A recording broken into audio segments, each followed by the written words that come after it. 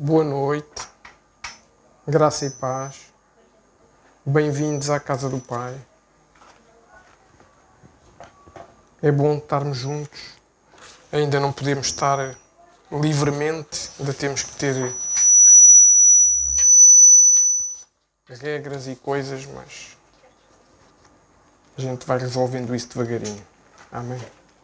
Então o Senhor nos diz na sua palavra: firme está o meu coração, ó Deus, cantarei e entoarei louvores de toda a minha alma. Despertai, saltério e harpa, quero acordar a alva. Render-te-ei graças entre os povos, ó Senhor. Cantar-te-ei louvores entre as nações, porque acima dos céus se eleva a tua misericórdia e a tua fidelidade para além das nuvens. Sê exaltado, ó Deus, acima dos céus, e em toda a terra esplenda a tua glória, para que os teus amados sejam livres. Salva com a tua destra e responde-nos. Amém. Senhor, nós louvamos e bendizemos o teu nome neste dia, Senhor. No dia em que a tua igreja se junta para te adorar, no dia em que a tua igreja se junta para celebrar a vida que tu lhe dás, para celebrar a salvação que todos nós temos, Senhor. E hoje nós declaramos aqui, como diz neste salmo, Senhor, firme está o nosso coração em ti, Deus. Independentemente das dificuldades, independentemente das circunstâncias, estamos firmes em ti e bendizemos o teu nome, Senhor. E declaramos que és bem-vindo neste lugar. Senhor Espírito Santo, vem falar connosco, vem ministrar nas nossas vidas, vem levar a cada um de nós, Senhor, a palavra que cada um precisa de ouvir, e vem receber também a nossa adoração, vem receber o nosso louvor, vem receber a nossa glória, vem receber a nossa honra, porque somente tu és digno de louvor, somente tu és digno de honra, Senhor, e somente tu és digno de glória. E nós te dizemos, Senhor, vem neste lugar, entra nesta casa, faz morada aqui, Senhor. Precisamos do teu toque, precisamos de ouvir a tua voz, do teu consolo e do teu conforto. Por isso, te adoramos nesta noite e declaramos este tempo como um tempo de adoração, como um tempo de ministração pelo Senhor, no nome santo de Jesus. Amém. Mantenha seus olhos fechados e adore a Deus. Declare palavras de adoração a Ele. Nosso Senhor, nós entramos na Tua presença, Pai. Nós te adoramos por quem Tu és. Cordeiro Santo de Deus.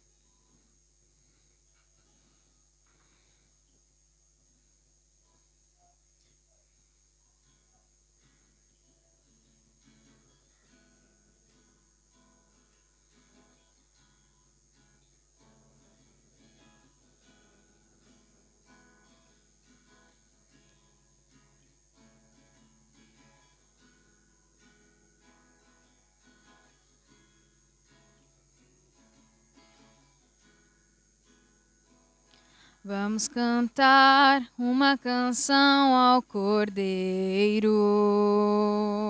Vamos cantar uma canção ao Cordeiro. Vamos cantar uma canção ao Cordeiro. Vamos cantar uma canção ao Cordeiro. Quem é como o Senhor? Quem é como o Senhor? Santo, és incomparável, não há outro como tu. Reina sobre a terra e céu para sempre. Santo, és incomparável, não há outro como tu. Reina sobre a terra e céu para sempre. Declare a santidade dele. Declare a tua gratidão por ele ter sido um cordeiro que morreu na cruz para te salvar, mas ressuscitou. Vamos cantar uma canção ao Cordeiro. Vamos cantar uma canção ao Cordeiro. Vamos cantar uma canção ao Cordeiro. Vamos cantar uma canção ao Cordeiro. Declare quem Ele é. Quem é como o Senhor? Quem é como o Senhor? Santo, és incomparável, não há outro como tu. Reina sobre a terra e céu para sempre, Santo, és incomparável, não há outro como tu. Reina sobre a terra e céu para sempre, Santo, és incomparável, não há outro como tu. Reina sobre a terra e céu para sempre, Santo, és incomparável, não há outro como tu. Reina sobre a terra e céu para sempre,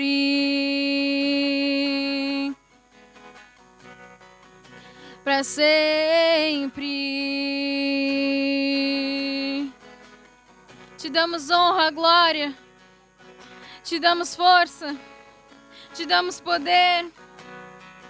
Reconhecemos que só Tu és Deus, reconhecemos que só Tu és Rei, Rei dos reis, Senhor dos senhores.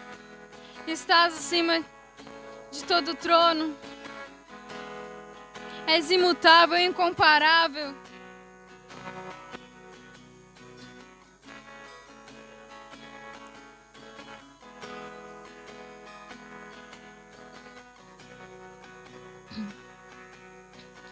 Honra, glória, força e poder.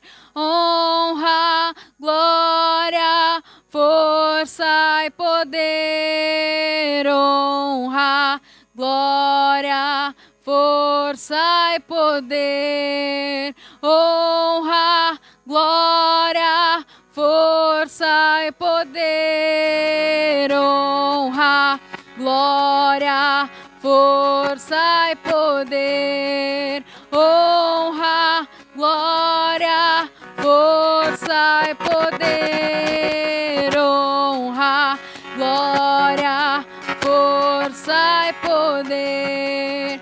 Honra, glória, força e poder. Santo, és incomparável, não há outro como tu. Reina sobre a terra e céu para sempre, Santo, és incomparável, não há outro como tu. Reina sobre a terra e céu para sempre, Santo, és incomparável, não há outro como tu. Reina sobre a terra e céu para sempre, Santo, és incomparável, não há outro como tu. Reina sobre a terra e céu para sempre.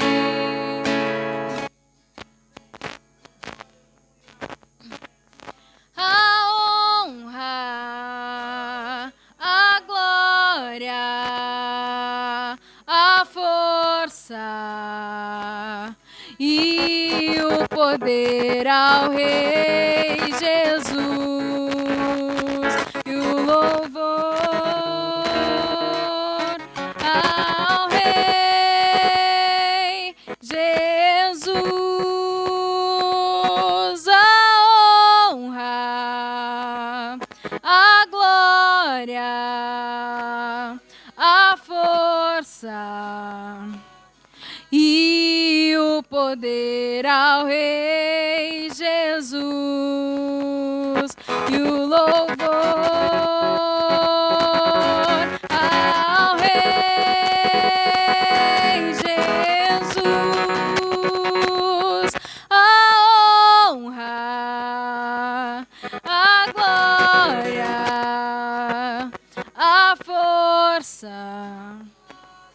e o poder ao Rei Jesus e o louvor ao Rei Jesus.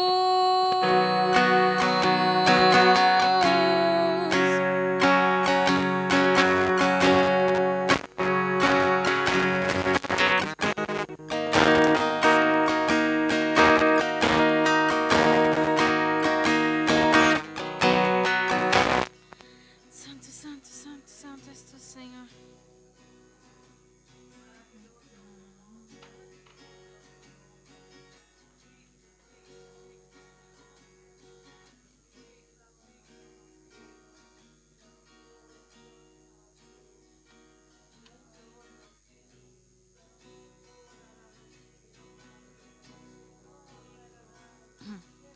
Lutamos com armas de fé e nada irá resistir enquanto adoramos.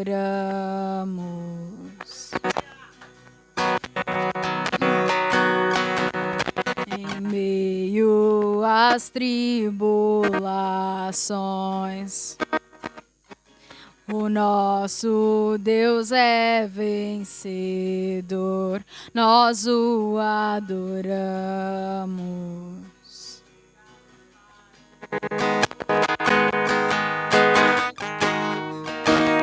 Vitorioso és, na tempestade estás, teu nome infalível é, os reinos vêm e vão, teu trono acima está, teu nome imutável é.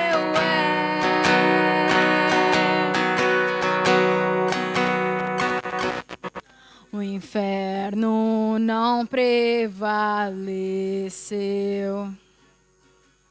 e nada irá resistir, eu te adorarei.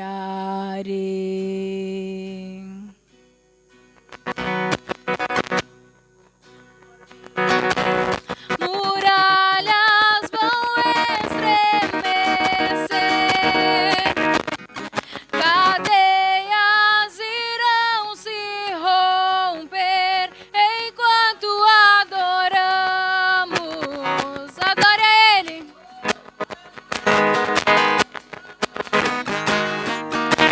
Vitorioso és, na tempestade estás, teu nome infalível é, os reinos vêm e vão, teu trono acima está, teu nome imutável é, vitorioso és, na tempestade estás, teu nome infalível é, os reinos vêm e vão, teu trono acima está, teu nome imutável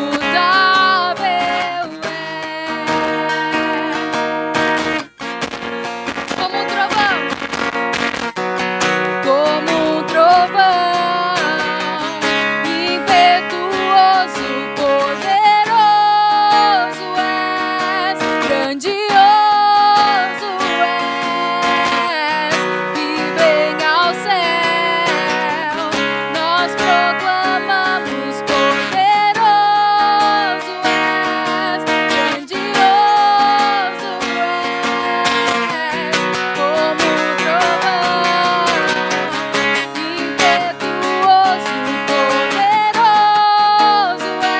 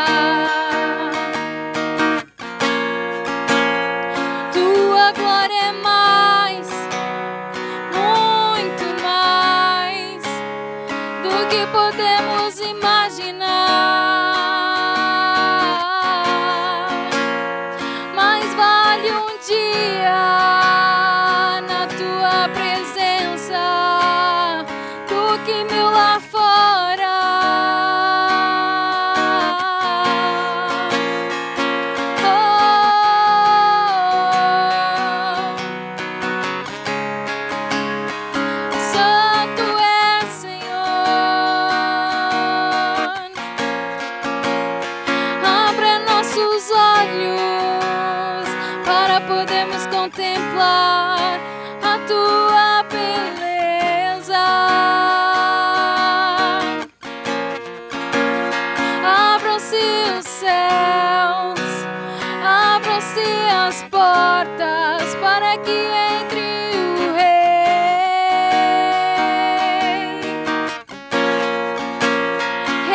Entra, Rei.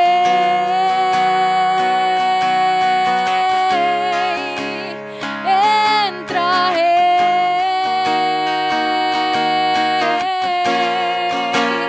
Entra, Rei.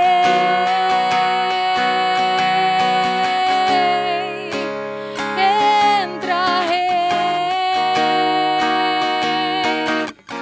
Quem é o Rei da Glória? É Jesus.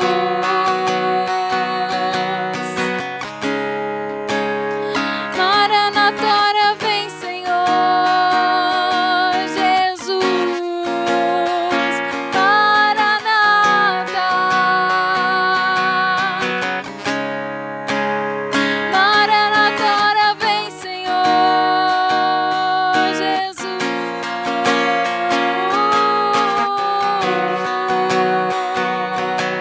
Te entronizamos, Jesus.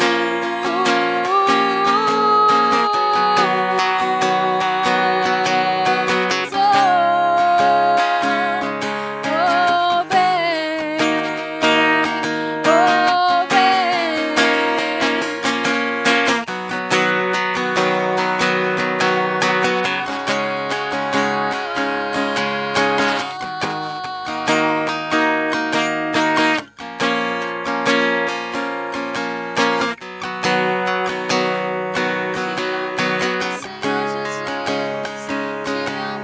Senhor Jesus.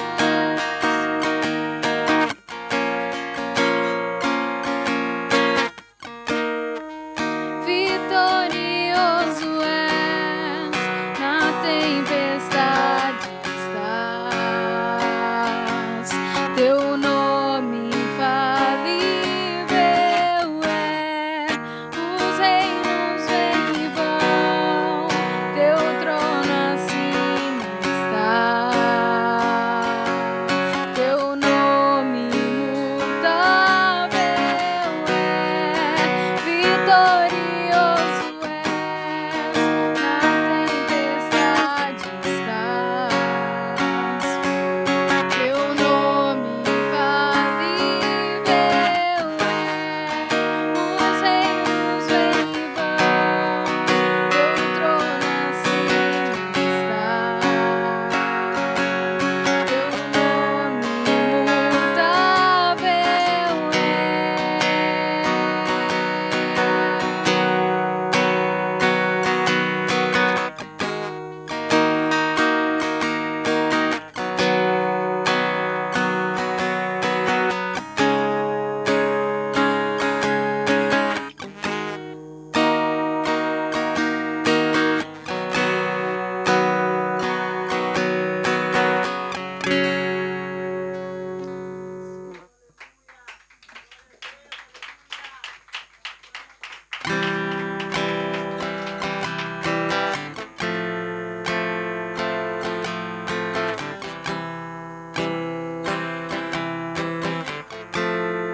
Entrega a tua vida a esse Jesus que nos visitou hoje. Amém? Entrega tudo que tu tens a Ele. Que Ele possa mesmo ser o fundamento das nossas vidas. Que Ele possa ser a rocha inabalável, onde nós construímos a nossa morada. Digno dessa canção, só tu és, Senhor. Digno do meu louvor, só tu és, Senhor. Digno da minha vida, tu és, Senhor. Ó, eu sou teu.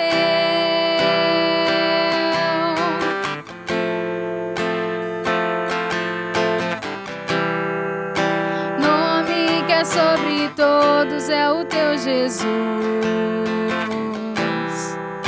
Fonte da salvação, só tu és, Jesus. Digno da minha vida, vida, tu és Jesus, ó, eu sou teu. Declara a santidade dele. Santo, és incomparável, és inigualável. Abre os meus olhos, Senhor, mostra quem tu és e enche o meu coração do amor que faz mudar o mundo. Declare palavras verdadeiras a Ele, de amor e entrega.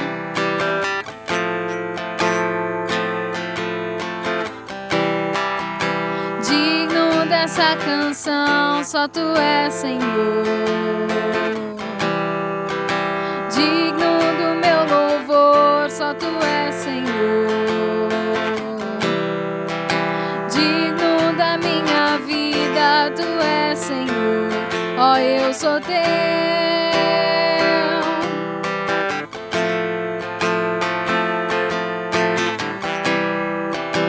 Nome que é sobre todos é o teu Jesus, ó Jesus. Fonte da salvação, só tu és Jesus. Digno da minha vida, tu és Jesus. Ó, eu sou teu, eu sou teu. Santo, és incomparável, és inigualável. Abre os meus olhos, Senhor, mostra quem tu és e enche o meu coração do amor que faz mudar o mundo. Santo, és incomparável, és inigualável. Abre os meus olhos, Senhor, mostra quem tu és e enche o meu coração do amor que faz mudar o mundo.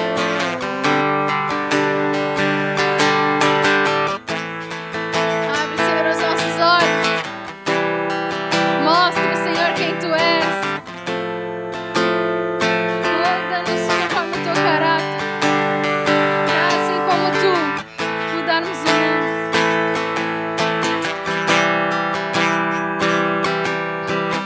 Eu vou construir minha vida em ti.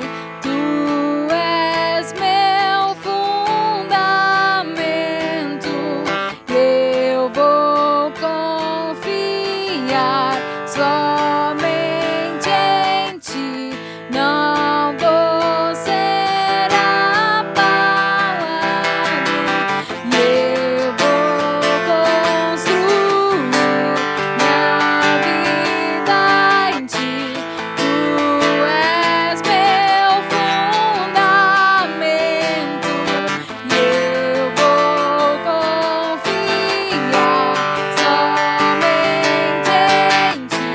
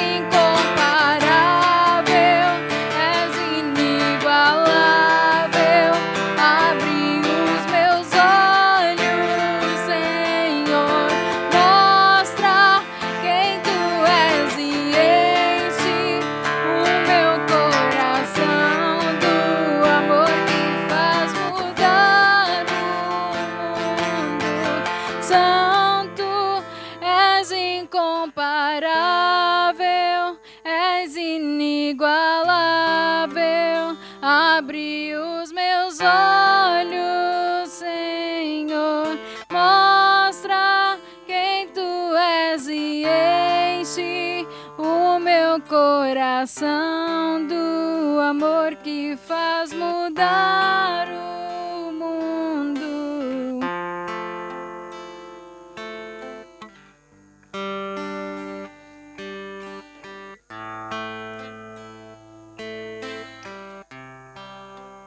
Declara mais uma vez, eu vou construir.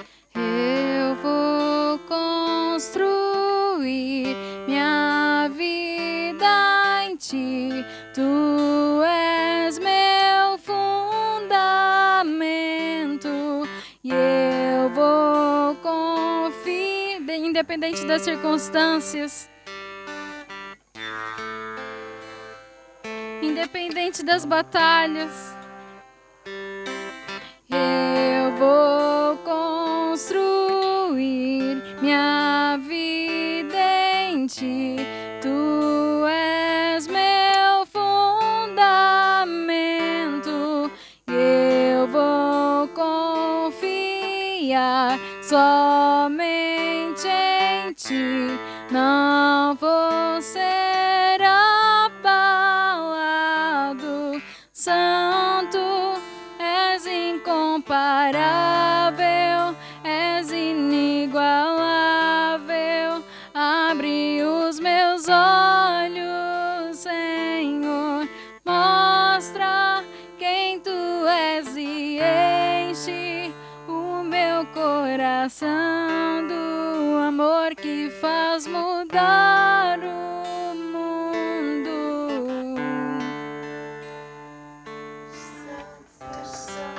Senhor, tu és santo, tu és incomparável, tu és inigualável, Senhor.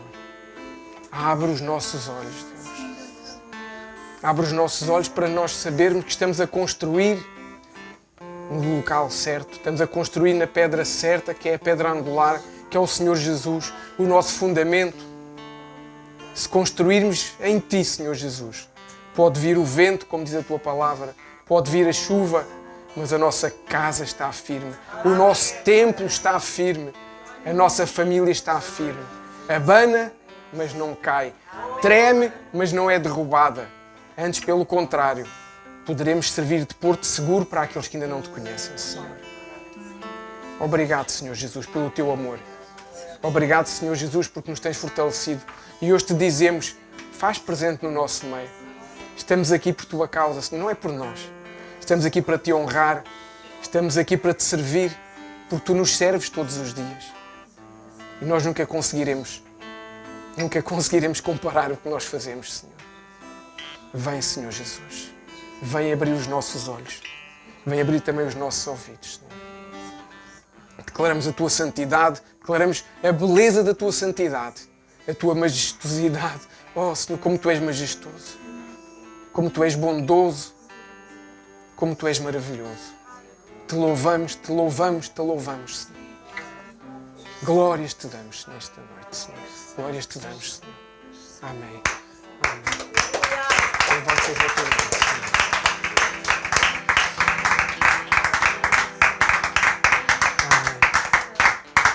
Amém. Deus é bom, amém.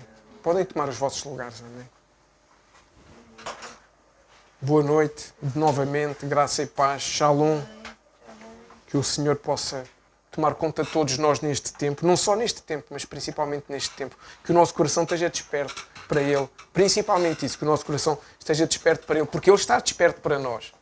Amém? Nós é que às vezes fazemos assim uns truques e fugimos, principalmente quando não queremos que Ele nos chame a atenção do que nós estamos a fazer bem. Amém?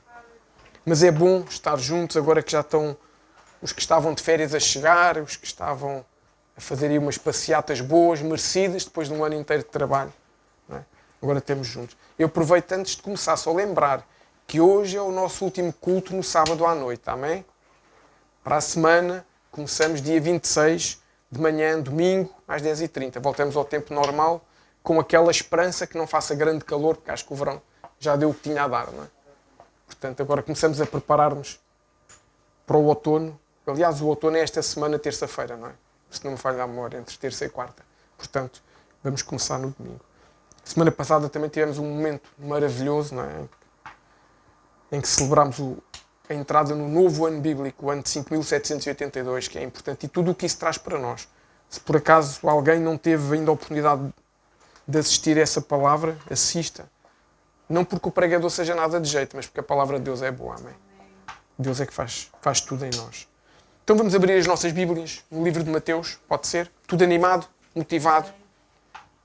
Muito bem. Uns estão quase a começar as aulas, outros estão a voltar ao trabalho. É assim a vida. Não é só Deus que se move em ciclos, nós também nos movemos em ciclos, não é? A gente às vezes pode achar que não, mas a gente move-se em ciclos. Os de Deus são bons, os nossos às vezes. Depende das nossas curvas. Livro de Mateus, capítulo 20. Vamos ler do versículo 1 ao versículo 16. Amém? Com a graça de Deus. É o primeiro testamento. Amém? O primeiro livro de Mateus, Marcos, Lucas, João. É isso que eu queria dizer. Muito bem. Então, capítulo 20, versículo 1 diz assim. Porque o reino dos céus é semelhante a um homem, pai de família, que saiu de madrugada a assalariar trabalhadores para a sua vinha. E ajustando com os trabalhadores a um dinheiro por dia, algumas versões dizem um denário, mas quer dizer que é um salário de um dia, ok? Mandou-os para a sua vinha. E saindo perto da hora terceira, viu outros que estavam ociosos na praça. E disse-lhes, ide vós também para a vinha, e dar-vos-ei o que for justo. E eles foram. Saindo outra vez, perto da hora sexta e nona, fez o mesmo. E saindo perto da hora 11ª, encontrou outros que estavam ociosos e perguntou-lhes, por que estáis ociosos todo o dia? Versículo 7. Disseram-lhe eles, porque ninguém nos assalariou. Diz-lhes ele, ide vós também para a vinha e recebereis o que for justo. E aproximando-se a noite, diz o senhor da vinha ao seu mordomo, chama os trabalhadores e paga-lhes o jornal, começando pelos derradeiros até aos primeiros. E chegando os tinham ido perto da hora 11ª, receberam um dinheiro cada um. Vindo, porém, os primeiros, cuidaram que haviam de receber mais, mas do mesmo modo receberam um dinheiro cada um. E recebendo-o, murmuravam contra o pai de família, dizendo, estes derradeiros trabalharam só 1 hora, e tu os igualaste connosco, que suportamos a fadiga e a calma do dia. Mas ele, respondendo, disse a um deles, amigo, não te faço agravo, não ajustaste tu comigo um dinheiro? Toma o que é teu e retira-te. Eu quero dar a este derradeiro tanto como a ti. Ou não me é lícito fazer o que quiser do que é meu? Ou é mau o teu olho porque eu sou bom? Assim, os derradeiros serão primeiros e os primeiros derradeiros, porque muitos são chamados, mas poucos escolhidos. Amém. Senhor Espírito Santo, entregamos este tempo em tuas mãos. Pedimos a tua graça e o teu favor nesta hora, Senhor. Abre os nossos ouvidos espirituais para ouvirmos a tua palavra e prepara o nosso coração para que ela possa ficar gravada lá, Senhor. E que seja uma semente que dê fruto e que nos faça mudar e transformar, Senhor. Usa, Senhor, as nossas vidas também para que outros possam ser transformados a partir de hoje. Te agradecemos pelo que vais fazer. Nos colocamos totalmente ao teu dispor e declaramos que és bem-vindo neste lugar. És bem-vindo para tomar conta da nossa vida, Senhor Espírito Santo. É o que declaramos no nome de Jesus e para a glória do Pai. Amém. Amém. Esta parábola deve ser das mais conhecidas que a gente tem na Bíblia. Provavelmente já todos nós conhecemos esta parábola. Muitas vezes esta parábola é usada para falar em relação a finanças. Não vamos falar sobre finanças, amém? Glória a Deus por isso. Eu sei que nós não falamos sobre finanças, porque não precisamos de falar sobre finanças. É o Senhor Jesus que fala connosco sobre finanças. Amém? E, na verdade, as parábolas de Jesus são intrigantes e desafiadoras, porque a verdade é que nós, às vezes, não conseguimos perceber bem onde é que Jesus estava a querer chegar. Mas há uma coisa que a gente tem que ter a certeza, é que as parábolas não são charadas, não são adivinhas, nem são brincadeiras com palavras que o Senhor Jesus faz. Não. As parábolas não são coisas para nós nos deitarmos a adivinhar a ver se conseguimos chegar lá. As parábolas de Jesus retratam a realidade do mundo antigo e do mundo presente. E a forma como isso contrasta quantas vezes com a realidade do reino de Deus. Porque a ética do mundo e os paradigmas do mundo são muito diferentes da ética de Deus e dos paradigmas do reino de Deus. Por isso é importante as parábolas. E não só. Esta foi uma forma encontrada por Jesus de passar o ensino ao povo e aos seus discípulos de uma forma mais fácil de entenderem. Porque, na realidade, nós hoje temos uma ajuda fantástica.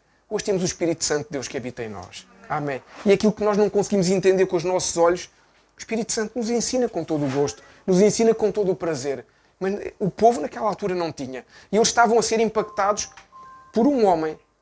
Para eles era o Messias, mas para eles, para outros, era um homem que vinha falar de coisas que eles nunca tinham ouvido falar. Vinha falar de Deus como um pai, não Deus somente como o Criador, não Deus somente como o Todo-Poderoso, não Deus somente como o Senhor Yahvé. Ele vinha falar de um Deus como um pai, de um Deus que é bondoso, de um Deus que é justo, que é misericordioso, que não faz exceção de pessoas.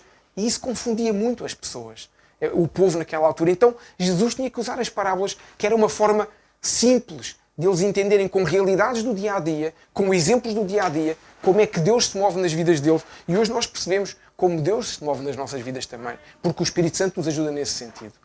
Mas naquele tempo, como eu disse, era difícil por um lado. E hoje para nós qual é a dificuldade?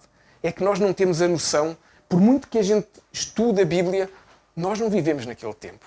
Não temos a cultura do povo judaico, ou do povo que vivia naquela altura, do povo asiático que vivia naquela altura. Portanto, há conceitos culturais e sociais que nós não conseguimos entender. E isso, por vezes, faz com que as coisas pareçam que não fazem sentido para nós. Por isso, temos que estudar a Bíblia. Por isso, temos que mergulhar na Bíblia. Como o Senhor diz no Salmo 1, aquele que medita na sua lei de dia e de noite e tem gosto nisso.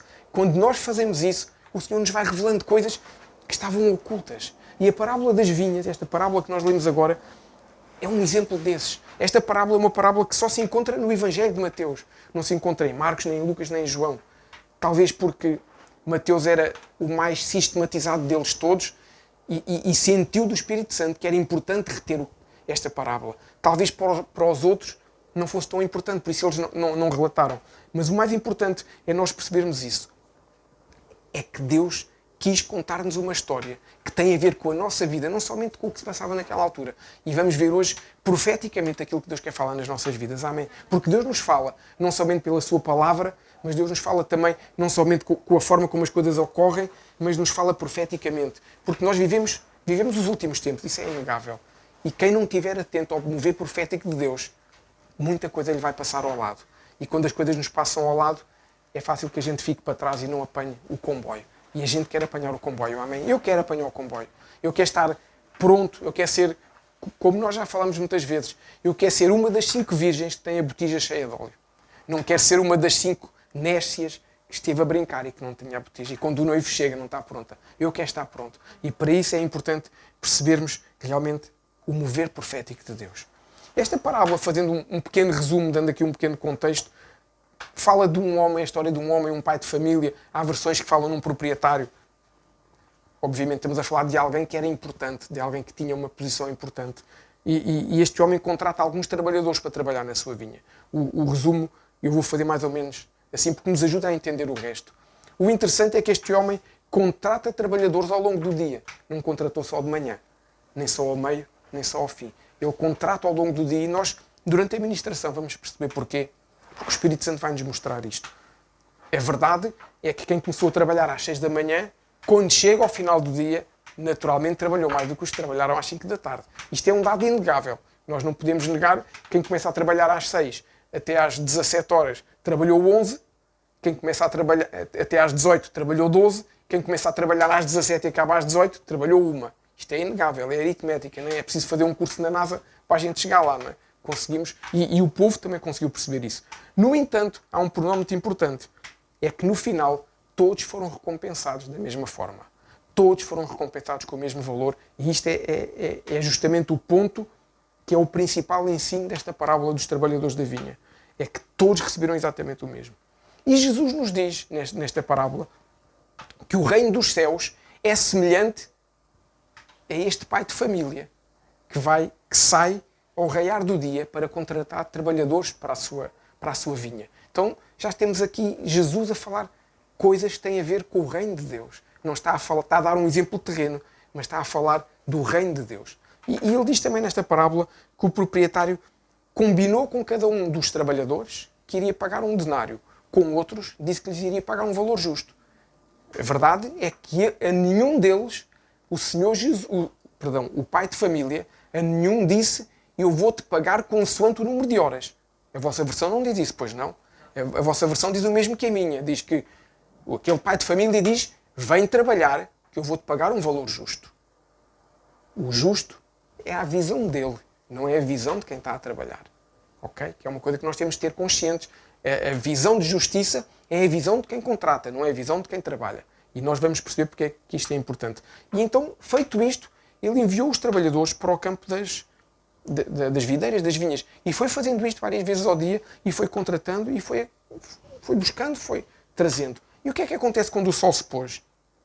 Vocês sabem que no povo judeu, na cultura, na doutrina, na lei, quando o sol se põe, muda o dia, inclusive, não é? Portanto, ao final do dia, ao pôr do sol, aquele dia terminou e começou o novo dia. E quando isso aconteceu, este pai de família, diz a palavra de Deus, deu ordem ao seu administrador, ao seu mordomo, para ir fazer as contas e pagar a jorna de cada um deles, ou o jornal, como umas versões também dizem. E assim fez, esse administrador foi pagar. Mas ele teve um pormenor importante na forma como deveria fazer o pagamento. Este pai de família diz lá claramente ao administrador: começa a pagar aos últimos, aos derradeiros. Ou seja, em vez de começar a pagar por quem começou mais cedo, este homem mandou pagar pelos que entraram mais tarde a trabalhar. A Bíblia não nos diz que o administrador estranhou. Portanto, o administrador confiava no pai de família. É uma ilação que nós tiramos. Podemos inferir isto com toda a certeza. Porque se isto fosse estranho, a Bíblia nos dizia que ele tinha retorquido algo. Mas não, ele não retorquiu nada. Portanto, para ele era normal confiar naquilo que o seu senhor lhe dizia, que o seu patrão lhe dizia. Então os trabalhadores que foram trabalhar às 5 da tarde, que trabalharam uma horinha, receberam um denário, que é como se fosse o salário de um dia que estava estipulado para a época. E com isto, os trabalhadores que começaram primeiro às 6 da manhã sentiram-se injustiçados e acharam que os outros não deveriam receber tanto como eles, ou não recebiam o mesmo, ou eles recebiam mais. Só que este é o pormenor, é que todos receberam a mesma quantia. E isso gerou insatisfação, não nos últimos, mas nos primeiros. Eu acredito que os primeiros achavam que por terem trabalhado mais horas deveriam ter recebido mais. É uma conta simples que nós pensamos. Só que o proprietário da vinha foi falar com eles e disse-lhes: eu não estou a ser injusto. Eu pago aquilo que eu combinei. E até estou a ser bondoso. É isto que ele diz, porque ele diz claramente que estava a honrar o valor combinado. A diferença é que ele estava a demonstrar uma generosidade superior para com alguns do que para com outros. Mas o valor que ele estava a pagar era o combinado. Ele não fugiu ao acordo dele, ele não mentiu, ele não enganou, ele não usou nenhum subterfúgio, nem nenhuma trapaça para enganar os trabalhadores. Ele não fez nada disso. O que ele disse que ia fazer, ele fez. Mas o Senhor diz que ele tinha o direito de fazer o que quisesse porque era o seu dinheiro.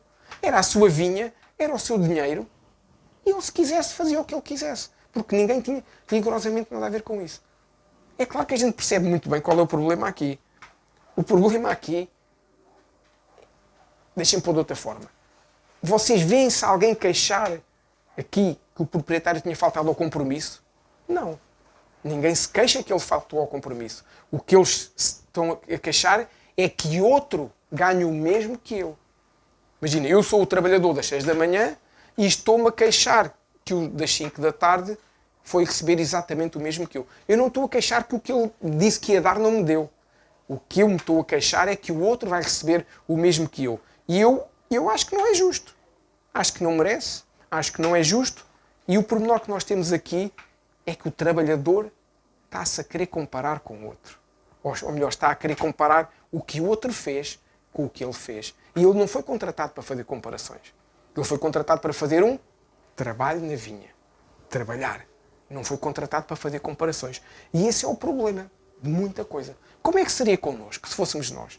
Qual seria o nosso comportamento se isto passasse connosco? Se calhar era exatamente o mesmo. Não é?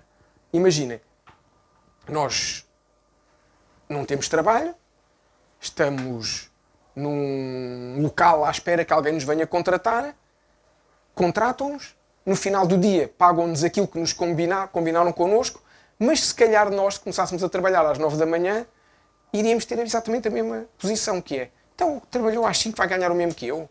Eu estive aqui a trabalhar 8 horas, o outro só trabalhou uma.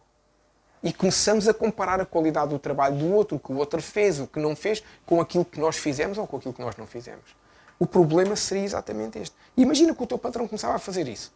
Imagina que na empresa onde tu estás, tu trabalhas 4 semanas por mês, não é? Em média, vamos imaginar que o mês tem 4 semanas. Tu trabalhas 4 semanas. E há um colega ou uma colega, 2, 3, os que forem, que só trabalham a última semana do mês e ganham o mesmo salário que tu. No meu caso, ganham o mesmo salário que eu. Se calhar a gente ia reclamar. E achávamos que tínhamos razão. E será que tínhamos razão? Foste contratado para avaliar o trabalho dos teus colegas? Não. Foste contratado para trabalhar. Eu fui contratado para trabalhar. O problema, se alguém quer ser generoso com outros, eu não tenho nada a ver com isso. Só que o problema aqui é muito simples. O problema aqui é que entra a nossa natureza adâmica, o nosso avôzinho Adão, que nos deixou essa carninha toda, que reage muito com o nosso próprio interesse, sem ver o que é o certo e o errado, colocamos logo em causa o trabalho do outro, que não trabalhou tanto como eu, e a pessoa que nos está a pagar, que está a cumprir tudo. E foi isto que aconteceu com estes homens da vinha. Foi exatamente a mesma coisa. E deixem-me fazer uma pergunta provocadora ou provocatória, que vocês sabem que eu gosto de fazer. E se fosse com Deus? A gente faria a mesma coisa? Ou deixem-me dizer de outra forma. E com Deus? Tu já reclamaste alguma vez a achar que a bênção do vizinho não é justa? Comparada com a tua bênção ou com a tua ausência de bênção? Eu já fiz isso. Não é um bom testemunho que eu tenho. Mas eu já fiz isso. A gente reclamar com Deus porque... Mas eu sou santo. Mas eu sou cristão. Mas eu sou crente. Eu sou evangélico. Eu até entrego o dízimo, coisa que nem todos fazem. Eu faço tudo certinho.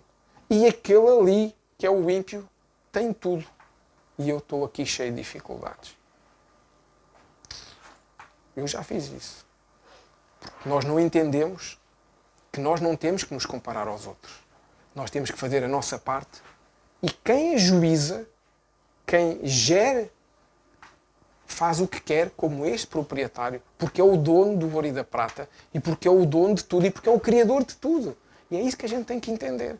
E se calhar muitas vezes nós fizemos isto. Vê lá bem, se já era ridículo reclamar com o nosso patrão, por causa do colega, agora reclamarmos com Deus, misericórdia, que o Senhor tem misericórdia de nós. Nem vou dizer, é mais do que ridículo. Mas nós caímos neste erro muitas vezes, porque começamos a comparar a nossa vida com a vida dos outros. E o Senhor é bem claro quando diz, não julgueis para não seres julgados. O Senhor diz isso na sua palavra. E a gente esquece. A gente às vezes parece que só lê as páginas par da Bíblia. As ímpares a gente não lê. Que é, quando não nos dá jeito a gente não conhece. Quando dá jeito a gente já... E isso somos nós. É aqui. É a natureza da carninha que a gente ainda tem e que faz que não vejamos o reino de Deus a avançar e só vemos as coisas, olhamos só para nós próprios, para aquilo que nos rodeia, só mesmo para a nossa vidinha. E a nossa vidinha é um grãozinho de areia nisto tudo. Amém. E nós temos que perceber que Deus é o Senhor do universo. Amém. Agora, vê bem, porquê é que Jesus contou esta história? Nada na Bíblia está por acaso. Não é? O Senhor nos diz que nada está escrito por acaso. Tudo tem um propósito na Bíblia. E tudo tem um propósito também para nós. É que a Bíblia nos diz isso, que há um propósito para todos aqueles. Não é? E que o Senhor faz isso e chama-nos e ajuda-nos e nos ensina. Então nós temos que saber ler a Bíblia e mais temos que entender o que estamos a ler. Eu pedia só que abrissem novamente no versículo 1. Só o versículo 1. Se puderem ler novamente de Mateus 20. Só o versículo 1. O que é que diz no versículo 1? Porque isto ajuda nós a percebermos o que Deus quer falar connosco. No versículo 1 diz assim: porque o reino dos céus é semelhante a um homem, pai de família, que saiu de madrugada a assalariar trabalhadores para a vinha. Será que a tradução está mal? A frase começa com porque. Será que a tradução está mal? A vossa também começa com porque. Há umas que começam com pois. Mas o objetivo é o mesmo. Será que está mal? Não. A Bíblia está dividida em livros. A Bíblia é composta por 66 livros. Dentro dos livros está dividida por capítulos. Dentro dos capítulos está dividida por versículos. Alguns versículos ainda estão subdivididos em A e B, que é aquelas letrinhas que a gente às vezes vê e se calhar muitos nem entendemos o que é quer dizer o A e o B. Mas ela só está separada assim para nos facilitar a leitura, para nos facilitar o estudo. Porque tudo faz parte. E a história não se para a meio.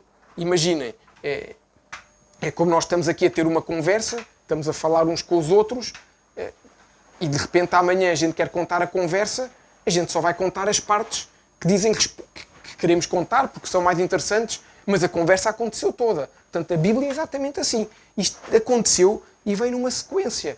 E se nós percebermos essa sequência, percebemos porque é que Jesus contou esta parábola e percebemos o que é que Deus nos quer trazer com esta parábola. Por isso é que eu digo, quando na maioria das vezes se usa esta parábola para falar de finanças, estamos a ser muito redutores com a palavra de Deus.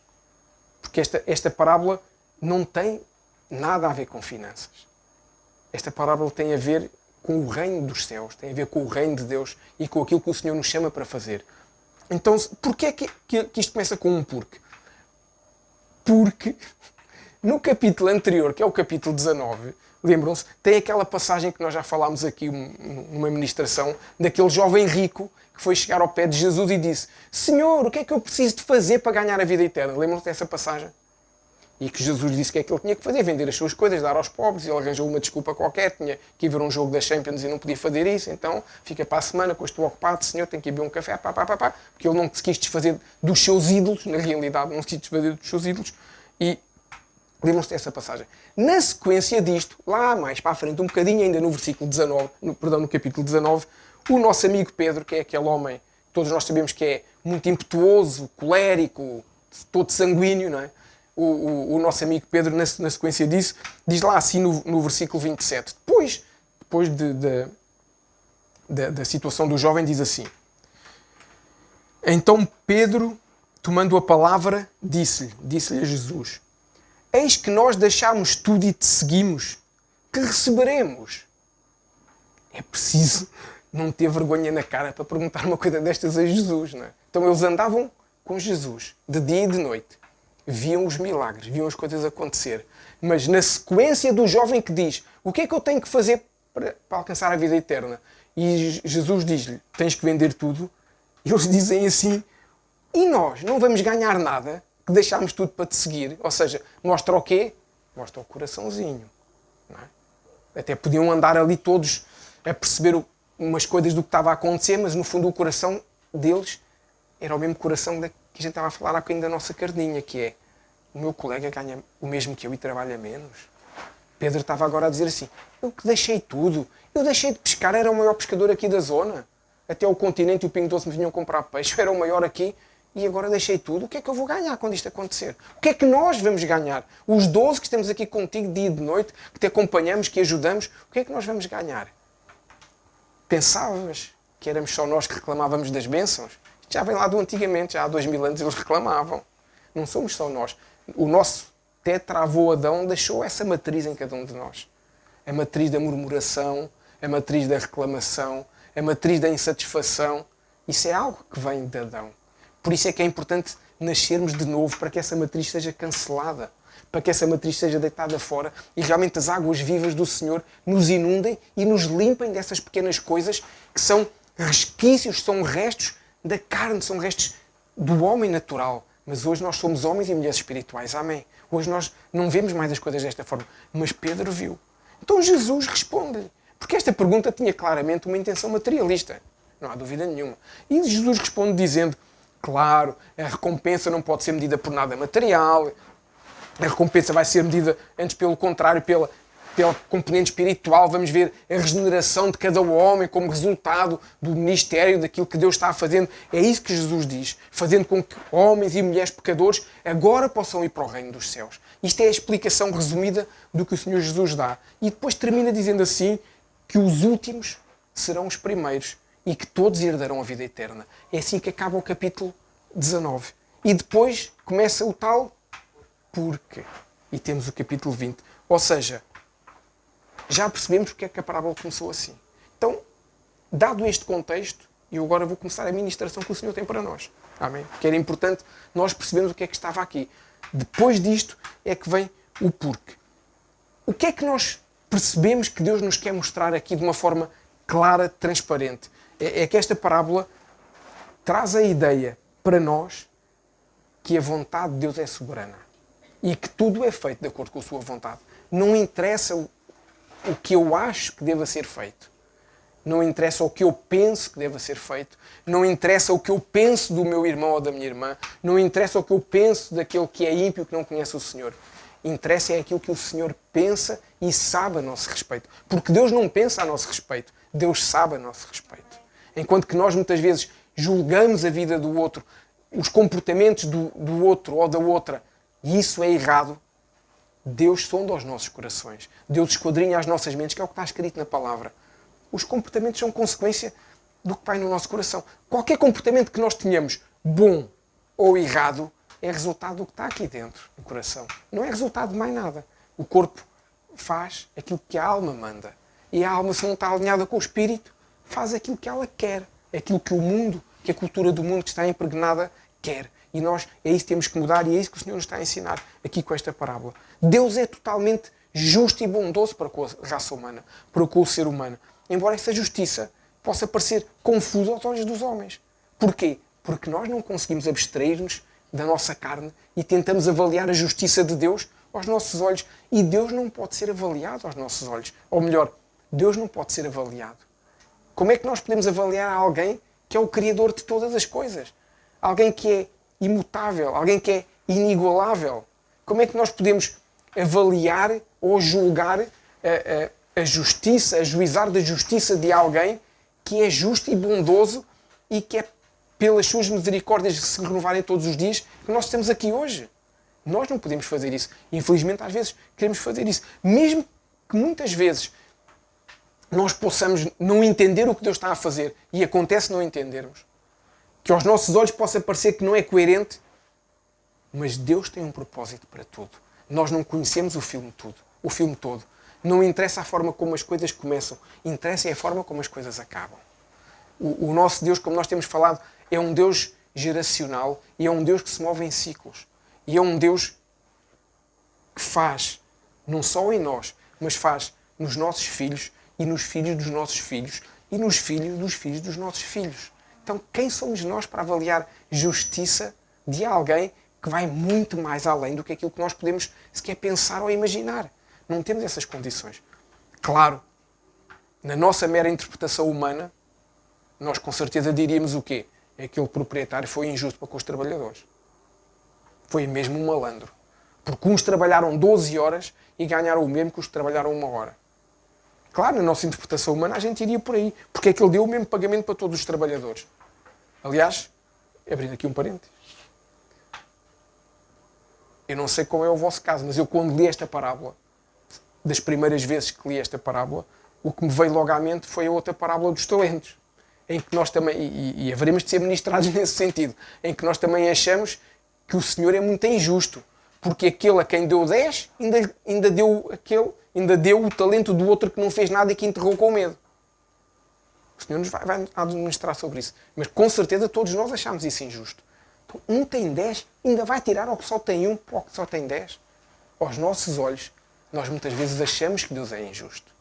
Mas não são os nossos olhos que podem ver. Os nossos olhos não conseguem ver tudo. Por isso é que o Senhor também nos diz na sua palavra, mais facilmente nós vemos o cisco no olho do irmão. É muito fácil a gente ver a falha na vida do irmão. Mas não vemos a trava ou o argueiro que está no nosso olho.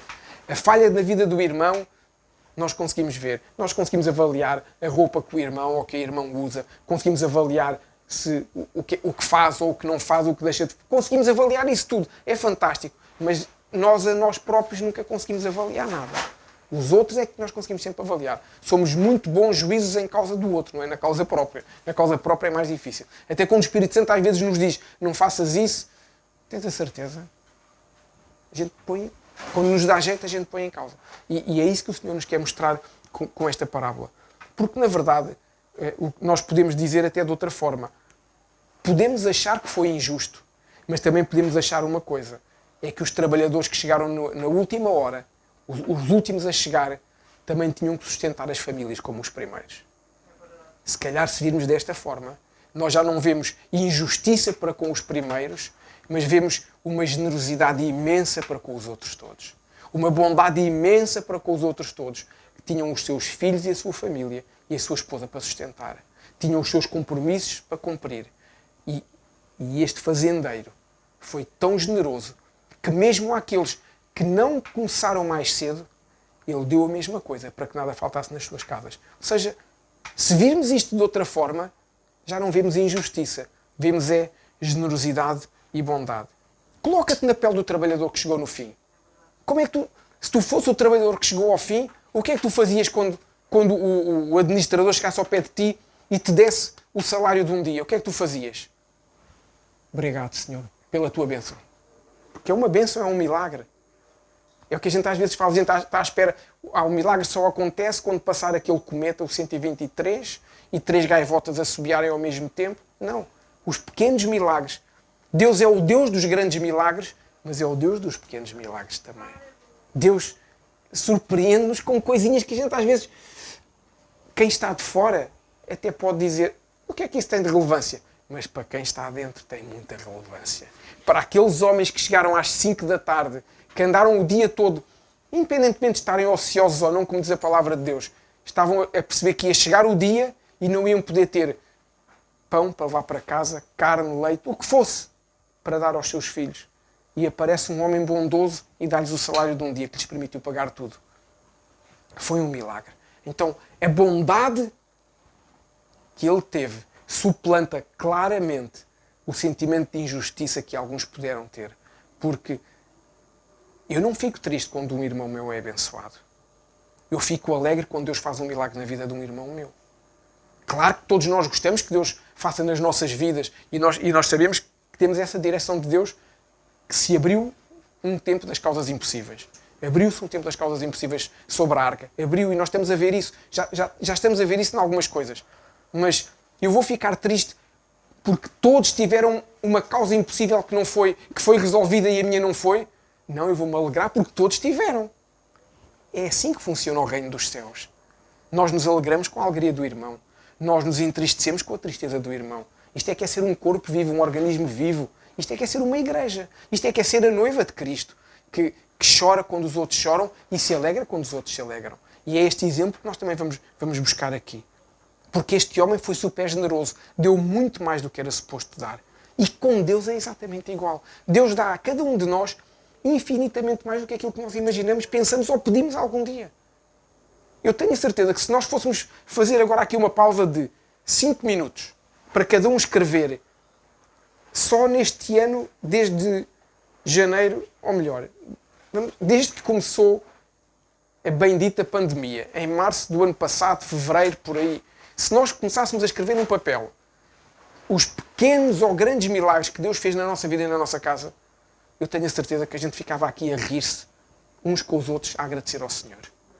Porque nós vemos grandes coisas, pequenas coisas, mas vemos coisas que só o Deus que abriu o Mar Vermelho pode fazer. Mais ninguém pode fazer.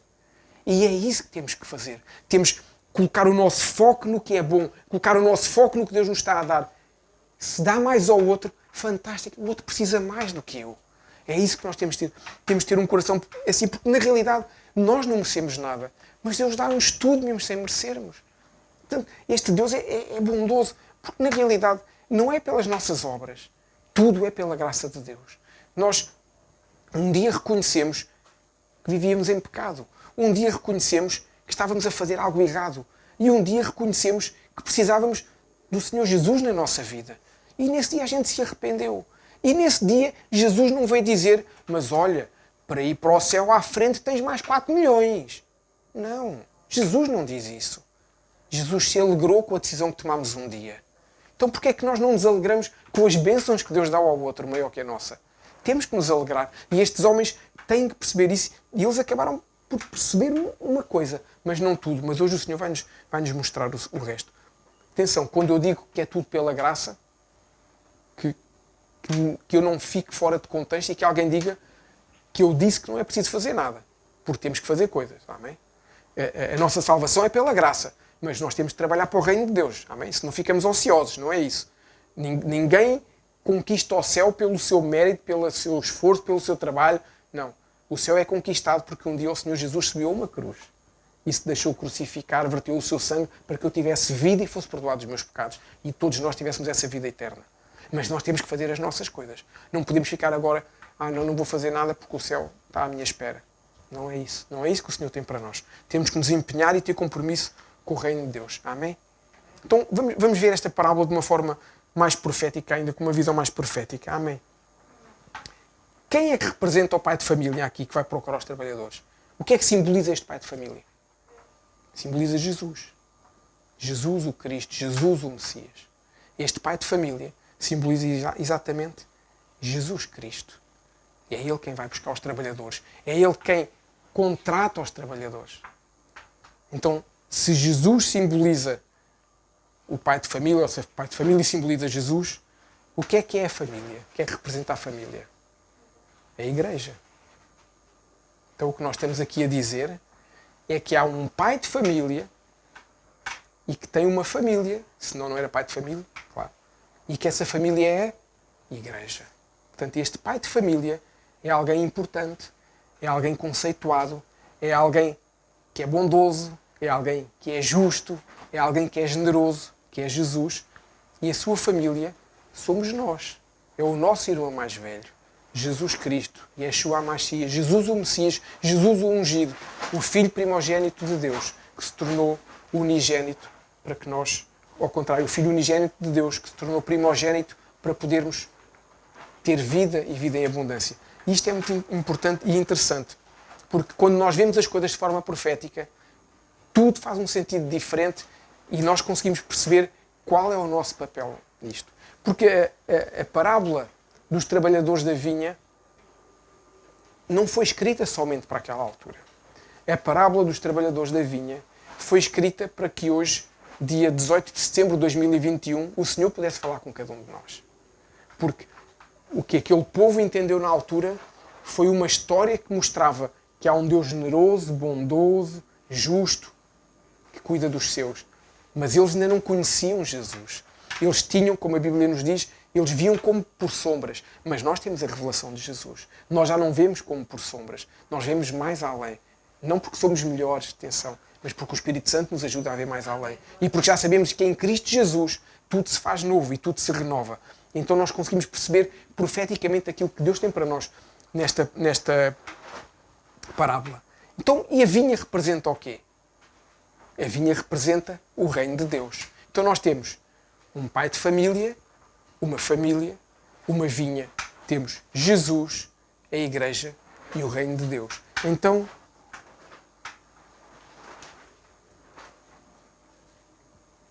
para o reino de Deus, precisamos de quê? De trabalhadores. Lembram-se daquela passagem que dizia: a seara está pronta e os trabalhadores são poucos. É exatamente isto que o Senhor nos está a dizer aqui com esta parábola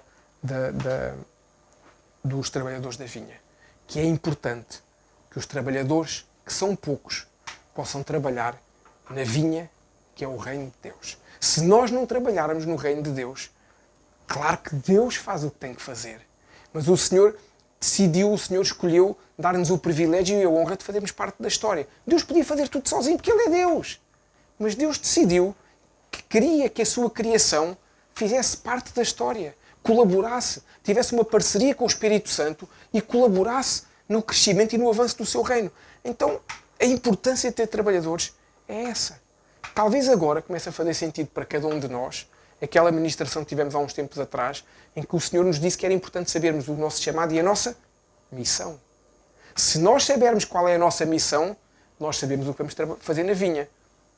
A vinha tem, nesta altura do ano, aqui em Portugal, estamos na altura das vindimas.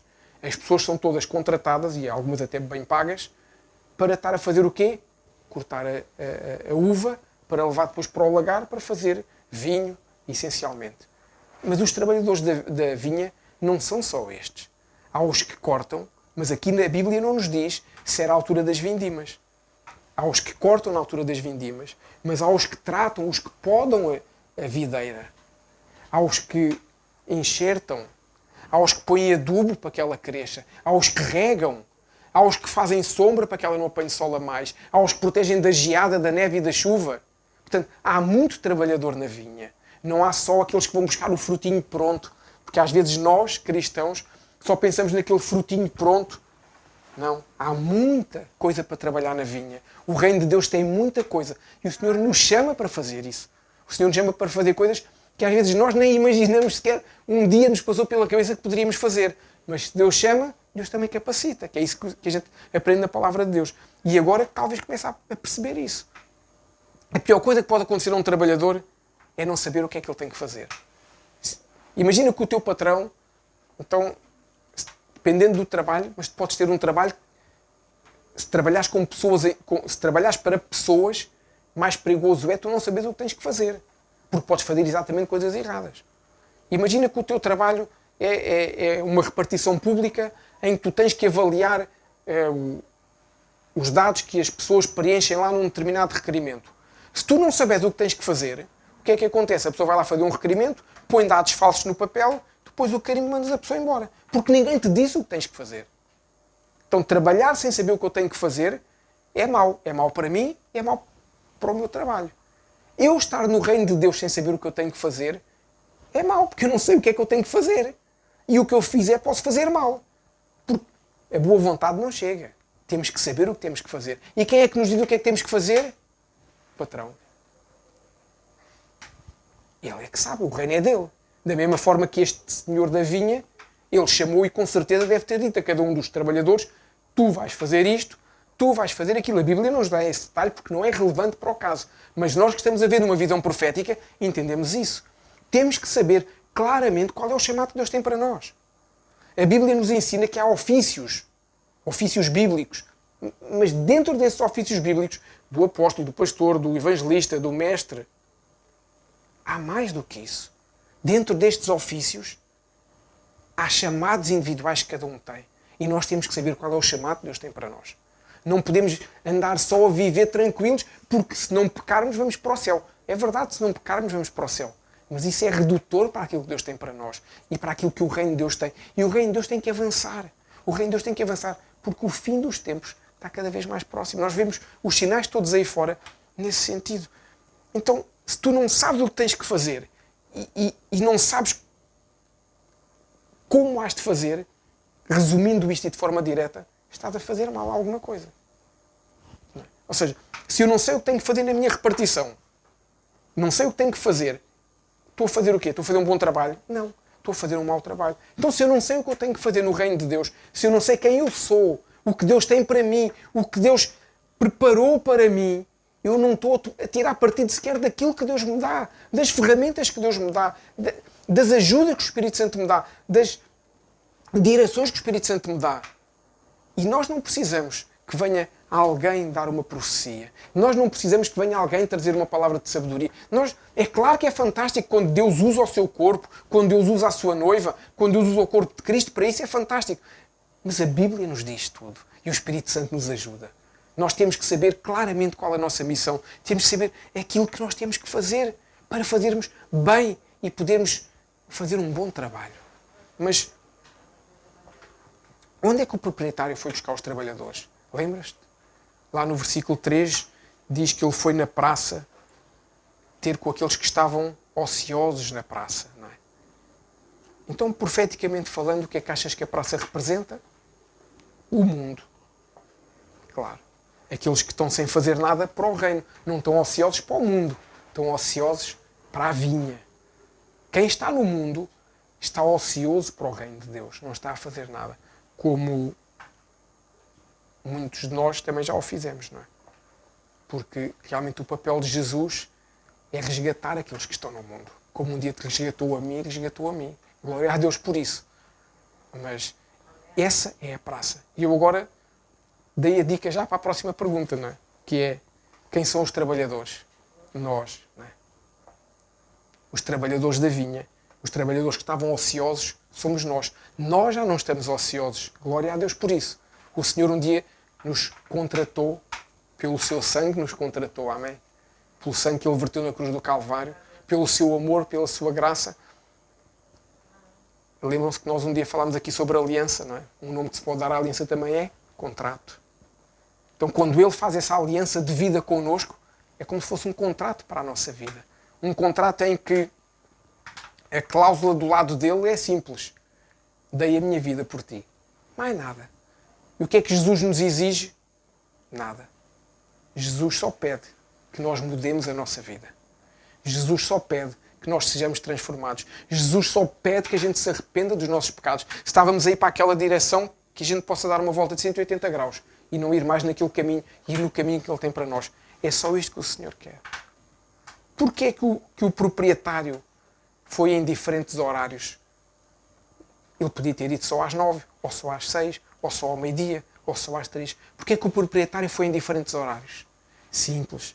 Porque já na altura Jesus sabia, claro, que a igreja ia ter diversos papéis ao longo dos tempos. E que a igreja ia evoluir ao longo dos tempos. E ia haver tempo em que não havia música na igreja. Há 100 anos atrás não tínhamos música na igreja. Há 100 anos atrás não tínhamos senhoras sentadas na igreja da mesma forma que hoje temos com total liberdade. Há 50 anos atrás nós não tínhamos liberdade de olhar uns para os outros assim e de falar abertamente do reino de Deus. Então, cada um dos moveres que Deus fez na sua igreja estão relatados nesta parábola, quando Ele diz que foi buscar uns às 9, uns às 10, uns às 3, uns às 5. Eu acredito que nós somos os trabalhadores das 5, porque é aqueles em que está quase a chegar ao fim. Que bom que Deus não se esqueceu de nós e nos resgatou. Que bom que Deus nos foi buscar à praça, onde nós estávamos ociosos, sem fazer nada, em vícios, embrenhados em vícios, em coisas que não prestam, na lama. Que bom que Ele não se esqueceu. Que bom que Ele achou que era bom que a gente fosse trabalhar na sua vinha. Que bom que Deus se lembrou de nós. Mas a verdade é exatamente isso. E o que o Senhor nos está a dizer aqui nesta história da igreja é que todos somos importantes para o reino de Deus. Não só os que começaram há 2000 anos atrás a construir a sua igreja, como nós hoje. Da mesma forma, trazendo para os nossos dias. É tão importante para o reino de Deus quem é crente há 40 anos ou 50 como aquele que se converteu a semana passada. Todos somos os mesmos aos olhos de Deus. Nenhum é melhor do que o outro. O irmão da direita não é melhor que o irmão da esquerda. O irmão que está atrás não é melhor que o que está à frente. E vice-versa. O irmão que se converteu a semana passada não é melhor nem pior que o que se converteu há 50 anos. Todos estamos a trabalhar para o reino de Deus. E isso é que é importante. Deus olha para todos nós da mesma forma. Como? Com um coração cheio de amor. O mesmo amor que entregou o Filho unigênito. É esse coração cheio de amor que Deus tem para nós. E mais, o que o Senhor nos diz ainda com esta parábola é que quem está fora do reino de Deus é quem não é contratado por Jesus. Ou seja, os homens que foram contratados foram trabalhar para a vinha, que é o reino. Os que não foram contratados, os que não quiseram ir, que houve os que não quiseram ir, com toda a certeza, ficaram fora do reino. Então aqueles que não aceitam Jesus estão fora do reino. Qual é a nossa missão? O nosso testemunho, conseguir trazer os outros para o reino. O Senhor, quando o Senhor Jesus diz na sua palavra para sermos testemunhas dele até ao final dos tempos, é nesse sentido. Se eu der um bom testemunho de quem é Jesus na minha vida, é difícil que o meu vizinho, que o meu primo, que o meu tio, que o meu colega de trabalho. É difícil que mais tarde ou mais cedo ele não tenha a oportunidade de se converter e ele não se queira converter. É difícil. Agora, se eu dou um mau testemunho, ou como às vezes se diz na brincadeira, um testemunho, aí é mais difícil alguém querer Deus, porque se olhar para mim e vir alguma coisa que não interessa, não vai querer Deus, porque não vai querer ser como eu. Mas nós, pela graça do Senhor, aceitamos. Então percebes agora porque é que a tua vida e a minha vida são preciosas para o Senhor? Percebes agora porque é que é importante nós não nos desviarmos nem para a direita nem para a esquerda, mas irmos no caminho que o Senhor tem traçado para nós? Porque Ele nos resgatou pelo seu sangue, Ele pagou um preço altíssimo. Aquele denário... A gente agora podia entrar aqui numa outra doutrina teológica. Lembram-se da ministração do estalajadeiro? Lembram-se, não é? Daquela do homem, do bom samaritano. Lembram-se dessa que nós falámos, que o estalajadeiro é o Espírito Santo. Falámos da estalagem que é a igreja. E lembram-se de um pormenor que eu disse que não ia falar sobre isso, mas só dei uma dica para o ar, que é o que é que o homem, o que é que o bom samaritano que representa Jesus, o que é que ele fez ao estalajadeiro? Deu-lhe o quê? 2 dinheiros. Não é? Deu-lhe 2 dinheiros para ele cuidar desse homem que estava ferido. E aqui vemos que ele deu 1 dinheiro. Portanto, isto aqui podia nos levar a falar muito mais, ficará para outro dia. Porque não é por acaso que um deu 2 e não é por acaso agora que cada dia de trabalho vale 1. Tudo profeticamente falando, quer dizer muito mais além. E nós um dia vamos ser ministrados sobre isso, de certeza. Mas o fundamental aqui é nós entendermos quão preciosos nós somos para Deus. O Senhor nos resgatou pelo seu sangue. Não é para a gente agora se perder, se desviar, como a gente costuma dizer, aquele clichê do crente. E eu sou sincero, eu não acho que haja nenhum cristão desviado. Isso é... Criou-se esse clichê, o católico é o não praticante. Pronto, criou-se outro clichê. Um cristão evangélico não se desvia. Um cristão evangélico faz uma escolha e decide deixar de seguir a Deus. Pode-se chamar o que quiser. Muitas vezes a culpa é da própria igreja, porque com as coisas que faz, com o peso que coloca em cima das pessoas, o Senhor Jesus nos diz na sua palavra que o seu jugo é suave e leve. Então como é que nós às vezes pomos peso na vida das pessoas? Isto também não quer dizer que nós não possamos exortar as pessoas com base na palavra de Deus para que entrem no caminho e deixem de fazer o que está errado. Não é por aí. Mas às vezes é o homem que põe peso, que é um peso que não é bíblico. O homem às vezes quer pôr as pessoas de uma forma à sua maneira. E não é à maneira do homem, é à maneira de Deus que nós temos que andar. E isso às vezes é que faz com que as pessoas tomem a escolha de não servir a Deus, não porque Deus não está bem, porque os homens que estão a influenciar a vida dessa pessoa estão a trazer um peso de tal forma que ela não quer servir mais dessa forma. Então a nossa missão também é essa. É, além de não nos desviarmos do caminho, continuarmos a escolher Deus, escolher Jesus em tudo o que nós fazemos diariamente, os outros verem isso em nós, para que aqueles que um dia decidiram ir para outro caminho, poderem voltar, da mesma forma que o filho pródigo voltou um dia. Deus anseia para que aqueles que estão perdidos possam voltar à sua casa. E conta connosco para isso, connosco com a sua igreja, com aqueles que trabalham na vinha. Que bom que é trabalharmos na vinha. Que bom que é nós podemos cuidar até daquelas vinhas que estão, daquelas videiras que estão um bocadinho podres, um bocadinho estragadas. Nós podemos cuidar delas e vê-las a florescer novamente e a ter novamente uva. Esse é o trabalho verdadeiro do trabalhador da vinha, que ama Deus acima de todas as coisas. E temos que perceber isso. Porque ainda há uma multidão na praça. Nós já não estamos lá, mas há uma multidão na praça. E o Senhor conta connosco para ir buscar esses que estão na praça. Eu não estou com isto a dizer que agora vamos todos sair daqui, vamos evangelizar. Não é isso que eu estou a dizer. Eu estou a dizer é que o nosso testemunho e o nosso comportamento, por si só, muitas vezes são suficientes, até para aqueles que estão próximos de nós, serem resgatados pelo Senhor da vinha. Não somos nós que resgatamos, é o Senhor da vinha, porque nós temos que trabalhar. Mas o outro pormenor também importante é que o proprietário não quer que nós voltemos à praça. Amém? O dono da vinha não quer que a gente saia da vinha para ir para a praça. Ele quer que a gente continue na família, que é a igreja, e a trabalhar na vinha, que é o reino de Deus. É importante resgatarmos os que estão na praça. Amém. É importante ainda mais não perder os que estão na vinha. Que a gente possa estar atentos a Deus, aos sinais que Deus nos vai dando, mas principalmente atentos às ciladas que o mundo vai colocando à nossa frente e às vezes a gente tropeça e cai. E quando a gente cai, quando nos levantamos, já não estamos na vinha e estamos na praça. Que isso não aconteça com nenhum de nós, porque o Senhor não quer perder nenhum de nós. Como eu disse, as nossas vidas são preciosas e se nós perdemos o contrato, perdemos a nossa vida, perdemos a nossa liberdade. Nós às vezes pensamos, o mundo quer que nós pensemos que o mundo é que dá liberdade a toda a gente porque cada um faz o que quer. Isso não é liberdade. Também começa por ela, mas chama-se libertinagem. Liberdade é eu fazer o que eu quero e que Deus quer. Isso é que é maravilhoso, porque eu faço o que eu quero porque Deus quer que eu faça. E eu não faço o que eu quero se isso não é o que Deus não quer. E quando eu faço isso, eu não vou contra a liberdade de ninguém. Porque se eu estou a fazer uma coisa que Deus me manda fazer, claro que não vou contra a liberdade de ninguém. Porque a nossa liberdade acaba, democraticamente falando, quando a liberdade do outro é colocada em causa. Então, quando nós estamos em Jesus, não colocamos nada em causa. E é importante percebermos isso também. Ou seja, nós temos que cuidar da nossa vida para cuidarmos da dos outros através do nosso testemunho. Jesus não nos pediu nada especial, como eu disse há pouquinho. Jesus não nos disse nada especial. Jesus só pediu para trabalharmos na vinha. Fazer parte da família. Uma família unida, em que somos todos diferentes, mas com um único propósito, que é glorificar o Pai. Que bom é ver uma família. Uns têm pouco cabelo, outros têm muito cabelo. Uns são altos, outros são baixos. Uns estão mais avançados na vinha, já trabalham há mais anos, são muito bons trabalhadores. Outros estão a dar os primeiros passos, às vezes fazem umas asneiras e tropeçam e caem na vinha. Que bom que é quando os trabalhadores da vinha ajudam os que estão a cair e se levantam. E que bom que é quando os que estão na vinha a começar veem o exemplo dos outros. E isso funciona quando o corpo de Cristo é uma verdadeira família. E é isso que nós temos que ser, verdadeiramente a família de Deus. Não a família do A ou do B, não a família da denominação A ou da denominação B.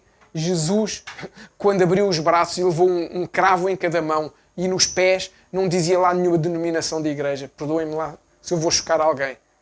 Dizia que eu estou a dar a minha vida por vocês. O resto é conversa que o homem arranja para poder ficar mais poderoso que o vizinho do lado. Mas o poderoso está lá em cima. O poderoso é o que deu a vida por ti e por mim. E o que interessa é glorificar esse poderoso. Não é glorificar o homem que quer ter o seu status. Por isso é que o nosso Deus é fantástico. Mas há um pormenor aqui ainda, profético. Pode não dizer muito, mas que diz muito ao mesmo tempo. E que não podemos deixar de fora. Este proprietário, que nós já vimos que era Jesus, não contratou somente os trabalhadores que ele foi buscar à praça. Eu sei que a gente leu a parábola assim um bocadinho depressa, mas ele não fez só isso. Aliás, ele na realidade, os que foi buscar à praça, ele nem combinou nenhum valor com eles. Não é? Ele disse-lhes, venham trabalhar que eu vos darei o que for justo. E eles confiaram. Deixem-me fazer aqui um parênteses também. Se calhar eles confiaram porque já conheciam a fama daquele senhor. Se calhar eles confiaram em Jesus porque conheciam a boa fama dele. Ah não, Jesus, este proprietário é honesto. Aqueles que já uma vez estiveram aqui, foram trabalhar para a vinha dele, disseram-me bem dele. Então eu também vou, que eu sei que ele vai ser justo para mim e não vai falhar com nada comigo. Portanto, é isso que nós temos que transmitir quando somos testemunhas de Cristo. É que Cristo não se engana e nós não o enganamos. Isso é importante percebermos. Mas, no entanto, lá no versículo 2, se quiserem abrir, se não quiserem, eu leio. Mas no verso 2, diz um pormenor muito importante, que diz, o versículo 1 era o porque, e no verso 2 diz assim, e ajustando com os trabalhadores a um dinheiro por dia, mandou-os para a sua vinha. Ou seja, o que é que nós vemos aqui? Este senhor já tinha trabalhadores consigo. Antes dele ir à praça buscar os ociosos, aquelas várias vezes durante o dia que ele foi buscar os ociosos, antes dele ir lá, ele fez um acordo com trabalhadores que já estavam com ele. Que já estavam a trabalhar na sua empresa, por assim dizer. Que não estavam ociosos na vinha, na praça. Porque senão ele dizia que o tratamento era igual para todos. E a Bíblia é clara e é detalhista. E a Bíblia não tem as coisas lá por mero acaso. A Bíblia nos diz isso. Qual será a razão para este tratamento distinto? E que trabalhadores são estes? Porquê é que há este pormenor de haver trabalhadores a quem o Senhor não teve que ir resgatar na praça e lhes disse logo o que é que lhes ia pagar? E lembram-se que estes foram os que ficaram mais zangados porque acharam que era injusto o que ele estava a fazer por dar o mesmo aos outros. Quem serão estes trabalhadores? O que é que vocês acham que são? Estes trabalhadores representam o povo de Israel. É o que esta parábola, profeticamente falando, era o que Jesus estava a dizer àquele povo. O povo de Israel é o povo com quem foi feita a aliança. Antes de haver ociosos na praça, houve um povo que Deus escolheu. Um povo com quem Deus fez uma aliança, com quem Deus fez um contrato. Um povo que o Senhor separou e que lhes foi dizendo no Monte Sinai, estas são as minhas leis. Estas são as minhas festas. E o Senhor lhes disse depois em Levítico, isto é o que se pode comer, isto é o que se pode beber. Em Deuteronômio, isto é o que eu espero que vocês façam. Escolham a bênção, não escolham a maldição.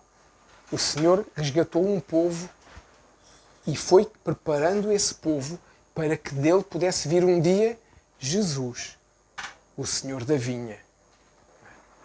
Portanto, este é o povo, como o apóstolo Paulo nos diz, deste povo são as promessas, deste povo é a aliança, deste povo vem o culto, deste povo vem os costumes. Estes são os primeiros. Mas também está a dizer outra coisa, o apóstolo Paulo. Deles virá o Cristo. E deles veio o Cristo. Deles veio o alcançar os gentios, que somos nós. Ou seja, A salvação vem dos judeus. Mas vocês lembram-se que em João diz que ele veio para os que eram seus e os seus não o receberam. Mas a todos aqueles que o aceitarem como seu Senhor e Salvador, eles se farão filhos de Deus. A palavra é bem clara. Ele veio para os trabalhadores que já lá estavam, que não foi preciso ir resgatar à praça ociosos, mas ao mesmo tempo não fizeram aquilo que deviam fazer. Não deram a devida atenção ao seu Senhor. Então, com estes primeiros trabalhadores foi feito um contrato, foi feito um acordo, foi como uma aliança. Mas com os gentios, com aqueles que foram chamados como nós, depois, não foi feito nenhum contrato. Jesus prometeu alguma coisa a algum de vocês no dia em que vocês aceitaram Jesus como Senhor e Salvador? Jesus prometeu alguma coisa? Não. Jesus disse que pela sua graça e pelo seu sacrifício, quando nós o aceitamos como nosso Senhor e Salvador, pela sua graça nós temos a vida eterna, estamos salvos. Mas não nos prometeu que iríamos ter riquezas, prosperidade, não nos prometeu nada disso. Agora, Jesus diz-nos várias vezes na sua palavra: no mundo tereis aflições, mas tendo bom ânimo, porque eu venci o mundo e vocês também vão vencer. E é isso que o Senhor nos diz. Ou seja, o Senhor prometeu-nos coisas, não quando nós o aceitamos como nosso Senhor e Salvador, mas prometeu-nos coisas que são as promessas da Bíblia. As promessas de um povo que é santo. As promessas de um povo que glorifica a Deus. E isso nós temos promessas. Temos promessas de salvação. Tu e a tua casa servirão ao Senhor. Temos essa promessa para nós. E muitas mais. Temos muitas mais. Temos a promessa que faremos maiores obras do que Ele. Temos. E temos de tomar posse das promessas que Deus tem para nós. Porque as promessas são aquilo que nos alimenta a fé. As promessas são o que nos edifica a fé no dia que estamos cansados, no dia em que estamos desgastados, no dia em que parece que tudo corre mal. São as promessas de Deus que nos lembram quem Ele é. Por isso é que a Bíblia também nos diz, para nos lembrarmos, para trazermos à memória aquilo que nos traz esperança. Porque há dias difíceis. Há dias em que a tempestade parece que não para. Mas tem que ser aquele que para os ventos e a chuva a tomar conta do assunto. E Ele toma conta do assunto. Mas isso Ele não nos prometeu. Isso Ele garantiu-nos. Ele garantiu-nos que tomava conta de nós. É diferente de prometer. Há coisas que se garantem, há coisas que se prometem. As promessas estão na Bíblia. As garantias, quando o Senhor Jesus se entregou como um cordeiro por nós, e Ele garantiu-nos... Quando Ele se fez pendurar no madeiro, Ele garantiu-nos o quê? Que as nossas maldições levava a Ele. Há coisas que Ele nos deu por garantido. Quando Ele levou 39 chicotadas, Ele garantiu o quê? Que as nossas enfermidades iam com Ele. Há coisas que Ele nos garante pelo seu sacrifício. Não é preciso prometer. Está lá em Isaías e por aí fora. Mas é isso que nós temos que perceber. O Senhor mostra com esta parábola que no mundo há judeus e há gentios, mas que a vinha é para todos trabalharem. E Ele voltará no dia em que judeus e gentios trabalharem na mesma vinha. Com alegria lado a lado. Nesse dia Ele voltará. Para nós será o dia especial, se nós estivermos ainda vivos, que é o dia em que veremos o Senhor vir reinar connosco. Se já não estivermos vivos, iremos vê-lo um dia face a face. Que é uma promessa que nós temos. E nós temos que velar por essa promessa, mas acima de tudo velar pela nossa vida, para não fazermos nada que vá contra essa promessa. Na verdade, uns começaram mais cedo a trabalhar na vinha e outros, como nós, começámos mais tarde. Mas o Messias é o mesmo. O Senhor da vinha é o mesmo. E a vinha é a mesma. E o Deus é o mesmo. Da mesma forma que temos igrejas de várias denominações. Vamos esquecer aquelas igrejas que não são saudáveis, amém? Vamos só pensar nas imensas igrejas boas que há no mundo, independentemente da sua denominação. Todos estão a trabalhar na vinha para o mesmo Senhor da vinha.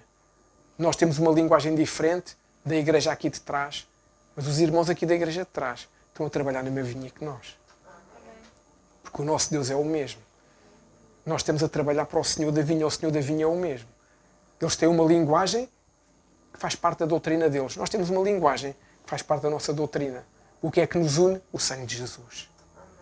Quando o objetivo é trabalhar na vinha, quando o objetivo é glorificar o Senhor da vinha, não interessa a forma como eu trabalho. Interessa é que o trabalho é feito e bem feito, com alegria, e a glória vai para o Senhor.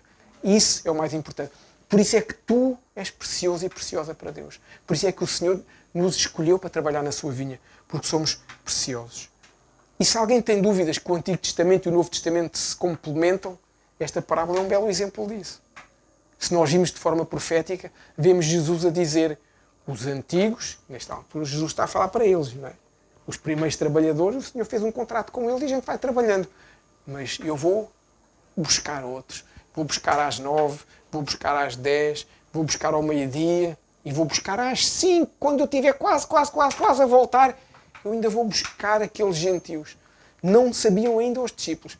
Pedro, tal sem vergonha que eu disse há pouquinho, não é? Que tinha perguntado ao Senhor, mas nós que deixámos tudo, o que é que vamos ganhar em troca?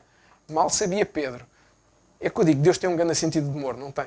Deus tem um grande sentido de humor. Então este que não sabia o que é que ia ganhar em troca, foi o primeiro a ir para os gentios. Foi o primeiro. Lembram-se, Pedro teve aquela visão, está lá em Atos, não é? Que viu como se fosse um lençol com os animais todos e Deus diz-lhe, podes comer do que quiseres. E Deus quase que pega na Torá e diz, ó Senhor, mas aqui Levítico diz que eu não posso comer. E Deus disse-lhe, ó amigo, mas quem te mandou escrever o Levítico fui eu, portanto, baixa aí a bola e ouve o que eu estou a dizer. Podes comer disto tudo. Porquê? Deus estava a prepará-lo para ele ir para os gentios. Deus estava a prepará-lo para ele ir ter com outras pessoas, com outras comunidades que não tinham os mesmos costumes porque não conheciam Deus. E estava a prepará-lo para ele não se escandalizar. Porque para Deus, quando a sua graça entra, alguns detalhes não são importantes se for para que a vinha seja bem trabalhada. Não se pode pôr em causa a palavra do Senhor. Caso contrário, o detalhe se eu posso comer isto ou se eu posso comer aquilo, o Espírito Santo fala com cada um. Amém. Isso é que é o mais importante. Então isto para dizer o quê? Aquele homem que foi o primeiro a pôr em causa, mas o que nós estamos a fazer aqui, vamos ganhar alguma coisa, foi aquele que o Senhor escolheu para levar a palavra aos gentios. Mal sabia Pedro, quando deu aquele comentário, que o porque, se calhar Jesus até estava a olhar para ele quando começou a dizer a parábola. Só faltou dizer, porque Pedro, tu vais, amigo, tu vais ter que sentar-te de manhã na mesa dos gentios e à tarde na mesa dos fariseus. E eles vão-te perguntar porque é que não lavas as mãos quando comes com os outros e só quando comes com os nossos. Se Pedro soubesse isso na altura, se calhar fugia naquela hora. Por isso é que Deus não nos mostra tudo para nós, senão a gente se calhar fugia da vinha. Com medo de algumas coisas e por acharmos que não somos capazes. Mas deixem-me dizer-vos uma coisa, com todo o respeito que eu tenho, obviamente pelo apóstolo Pedro. O apóstolo Pedro deu a vida pela palavra de Deus, deu a vida por nós também, não é? E o apóstolo Pedro, penso que sabem, quando ele era para ser crucificado, para morrer, ele pediu para ser crucificado de cabeça para baixo, porque não era digno de morrer da mesma forma que o mestre, não é? E ele pediu para ser morto de cabeça para baixo, mas a verdade é que se nós pensarmos naquilo que ele fez, nenhum de nós conseguiria fazer melhor. Nenhum de nós era capaz de fazer o mesmo, com todo o respeito por ele. Nenhum de nós conseguia fazer melhor que o que ele fez. E mesmo sendo colérico, mesmo sendo sanguíneo, mesmo agindo, como se costuma dizer aqui em Portugal, aquela pessoa que tem o coração ao pé da boca, que fala primeiro e pensa depois, tipo, dispara primeiro e depois é que pergunta, tá, quem é? Pedro era um bocadinho assim, primeiro corta a orelha do outro. Jesus já tinha dito tudo. Jesus já tinha dito, pronto, na sequência disto tudo, depois do capítulo 20, o capítulo 20 acaba com Jesus a dizer assim, e agora vamos para Jerusalém, porque está escrito que o Filho do Homem vai ser açoitado, está escrito que o Filho do Homem vai ser escarnecido, está escrito que o Filho do Homem vai ser crucificado. Ou seja, ele fez um spoiler do que ia acontecer na Páscoa. E mesmo assim, Pedro, quando vem o outro, corta-lhe a orelha. Porquê? Porque agia muito na base das emoções. E nós temos que perceber que ele amava Jesus de uma forma tão especial, que ele confiava em Jesus acima de todas as coisas. E nós temos que ter a mesma confiança que o apóstolo Pedro tinha. A confiança que ele tinha para andar sobre as águas é a que nós temos que ter quando Deus nos manda tomar uma decisão sobre a nossa vida que nós não sabemos se devemos tomar ou não, porque é contrário àquilo que está no nosso coração. Mas a Bíblia também nos diz que o coração do homem é enganoso. Então quando Deus nos dá uma palavra, mesmo que nós possamos não concordar muito com ela, se temos a certeza que vem de Deus, que a gente a cumpra. E possamos fazer aquilo que Pedro fez depois que obedeceu e foi realmente ter com os gentios e foi levar a palavra de Deus aos gentios. O apóstolo Paulo para a Ásia, é verdade, mas antes do apóstolo Paulo começar pela Ásia a levar a sua palavra, o apóstolo Pedro já estava, porque não era preciso ir para a Ásia para ter gentios, bastava ir para Samaria, que era ali ao lado. Não é? Era só andar meia dúzia de quilómetros, saíam de Jerusalém, estavam na Samaria eram os primeiros gentios a serem alcançados. Aqueles de quem os judeus não gostavam. Aqueles de quem os judeus tinham algum ódio até. E tinham quesílias. Foram os primeiros gentios a serem alcançados pelo apóstolo Pedro. Por isso, da mesma forma que eu disse que o Novo Testamento e o Antigo se complementam, para quem tem dúvidas que nós estamos enxertados na videira que é Jesus, o Senhor hoje nos trouxe a parábola da vinha. A vinha trata de videira. Por isso o Senhor da vinha é aquele onde nós estamos enxertados. Por isso nós comemoramos, sim, as festas bíblicas. Por isso no domingo, dia 26, vamos comemorar a festa dos tabernáculos, sim. Segunda-feira inicia-se um tempo começa a comemoração da festa dos tabernáculos. Uma festa bíblica. Não é uma festa judaica. É uma festa bíblica que Deus deu o comando ao seu povo para que celebrasse perpetuamente. E nós no domingo, dia 26, vamos celebrá-la. Porque nós obedecemos aos comandos do Senhor. Eu sei que muita gente no mundo evangélico não o faz porque acha que isso são práticas judaizantes. Acabamos de ver quem é o Senhor da vinha. Vamos estar a discutir pormenores quando Deus é o mesmo e o Senhor da vinha também. Acho que não faz sentido. Então, o que o Senhor hoje te diz a ti e diz a mim, para terminar esta parábola dos trabalhadores das vinhas, é um pormenor que não está aqui nesta parábola, mas que o Senhor nos quer dizer é que os teus sonhos, quando são os sonhos dele, vão se cumprir e vão se realizar. O que o Senhor te está a dizer com esta parábola é que Ele te colocou a marca da promessa no dia em que saíste da praça. No dia em que saíste da praça e o Senhor te comprou, te resgatou pelo seu sangue, Ele te selou com a marca da promessa. E se tu hoje ainda não vês isso, se hoje às vezes ainda tens, não vou dizer saudades da praça, mas ainda te lembras da praça com alguma nostalgia, o Senhor hoje te diz que a vinha é melhor do que a praça e que os teus sonhos na vinha se cumprirão, mas que na praça não se cumpririam. Na praça cumprir-se-iam os sonhos que o mundo podia ter para ti, os desígnios que o mundo teria para ti, mas na vinha o Senhor vai cumprir os seus sonhos em ti. E se tens dúvidas disso, fala com o Senhor. Vais ver que, além de Ele te dizer qual é a missão que tem para ti, além de Ele te dizer qual o chamado que tem para ti, o Senhor vai te surpreender. Porque se os sonhos que tu tens aí escondidos, guardados, porque achas que não se vão cumprir, porque achas que não aconteceu até hoje, já não vai acontecer, o Senhor o que te vai dizer é que os céus estão abertos para as causas impossíveis. E se o teu sonho é uma causa impossível, isso vai acontecer. Amém?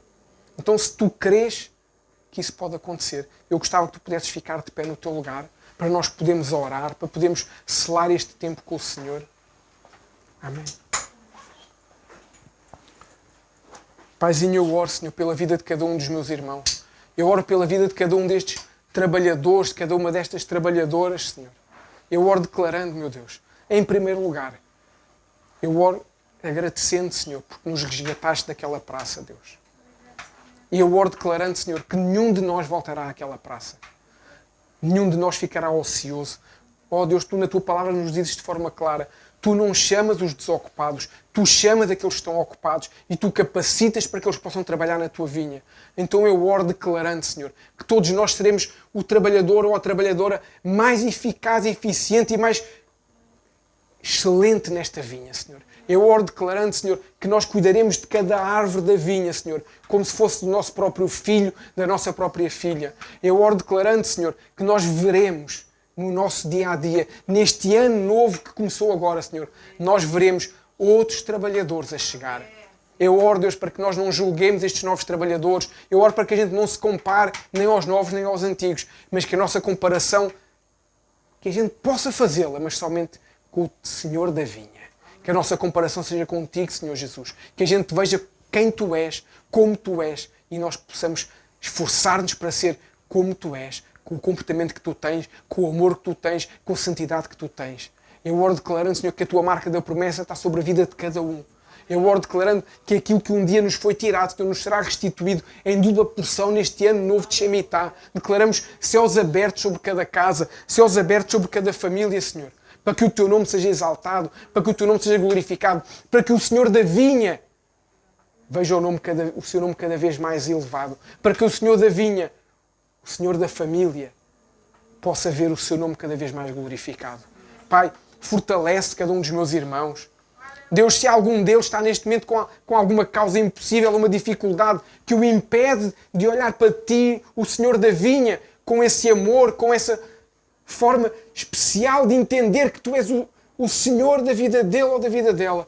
Eu oro, Senhor Espírito Santo, para que possas tocar no seu coração e possas verdadeiramente ser o centro das nossas vidas. Senhor Jesus, nós hoje declaramos que queremos trabalhar na Tua vinha. Hoje declaramos que não queremos ficar fora da Tua vinha, não queremos ficar fora do reino dos céus. Hoje declaramos aqui, Senhor, que queremos usar a nossa vida, a nossa força, o nosso entendimento, as nossas capacidades para que o Teu reino possa avançar. O Teu reino não recua, mas avance. Pai, usa o Teu reino, usa as nossas vidas e as nossas forças, Pai. O nosso testemunho, o nosso comportamento e a nossa atitude, para que aqueles que ainda estão na praça ociosos sejam resgatados pelo nosso testemunho.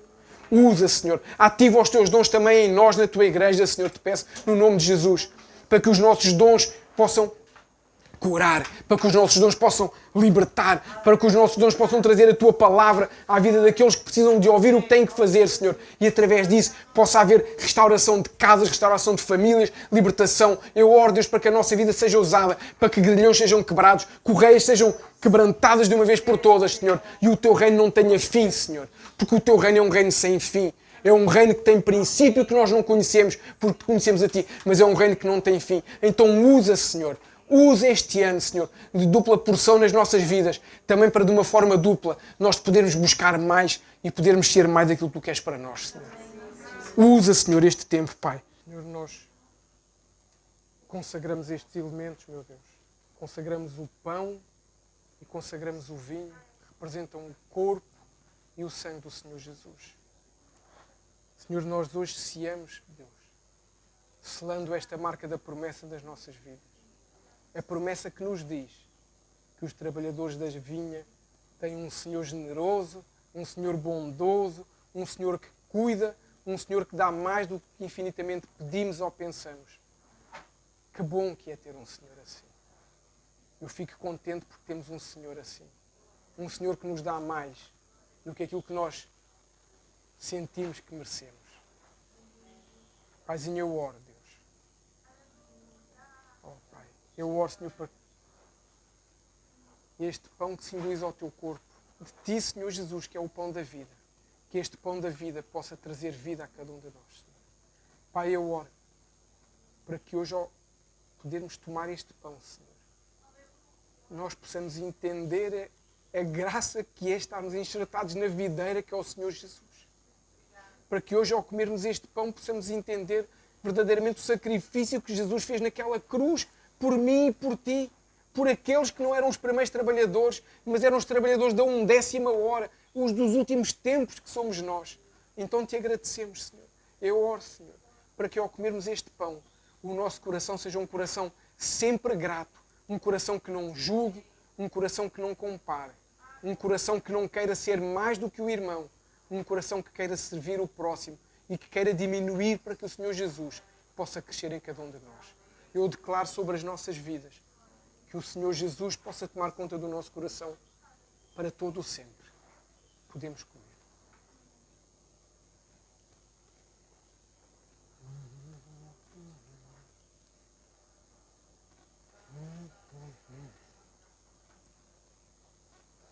Senhor Jesus, obrigado por essa marca da promessa que colocaste em cada um de nós.